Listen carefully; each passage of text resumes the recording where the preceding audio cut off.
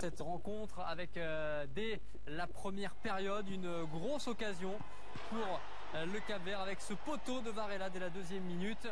Une tête qu'il n'a pas claqué vraiment. Hein. Ouais, il aurait dû la se matcher, il essaye de la dévier un petit peu pour tromper le gardien, malheureusement pas.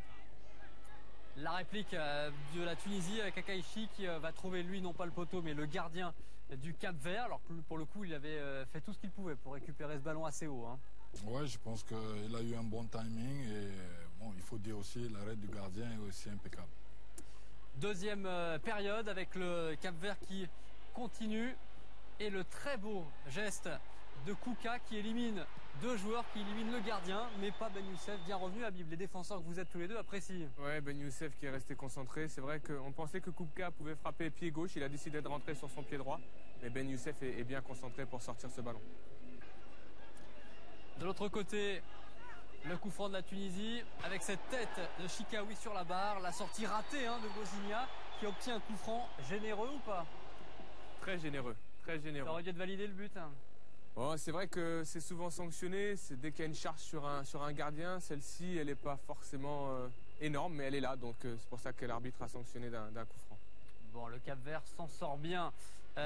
Moins bien en revanche à la 70e sur ce joli mouvement.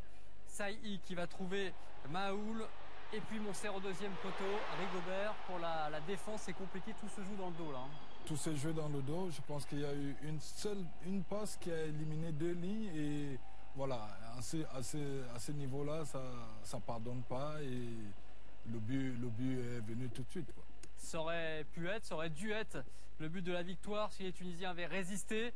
Mais il y a cette faute. Alors ce tacle, il est sur la ligne. On va le voir avec les ralentis. Après il y aura un penalty. Mais surtout, est-ce qu'il est utile ce tacle? Non, il est inutile. C'est vrai que manque de maîtrise dans le tacle de Ben Youssef qui doit rester sur ses appuis, qui doit accompagner Eldon dans le coin. Vitesse, non? Ouais, peut-être. Je pense que c'est un manque d'expérience là-dessus parce que le joueur est excentré. Ça va vite, c'est vrai, mais il doit l'accompagner, essayer d'aller jusqu'au bout au duel en tout cas et pas se jeter comme ça. Et le pénalty transformé par celui sur qui la faute a été subie, c'est un éternel débat entre Pierre Ménès et moi.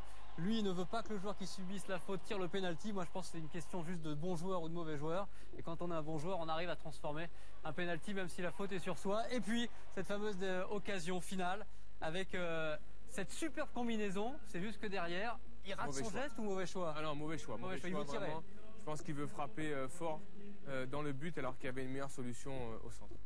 Un partout, score final et le tableau de bord pour vous montrer en revanche qu'il y a un réel avantage à la Tunisie, même si ce qui compte c'est le tableau d'affichage. Mais regardez la différence sur les tirs, on est à 14 tirs pour la Tunisie contre 5 seulement pour le Cap-Vert qui s'est, c'est vrai, Rigobert un petit peu endormi en seconde période. Mais je pense que le Cap-Vert s'est endormi. Et le physique, c'est quoi? Oui, je pense que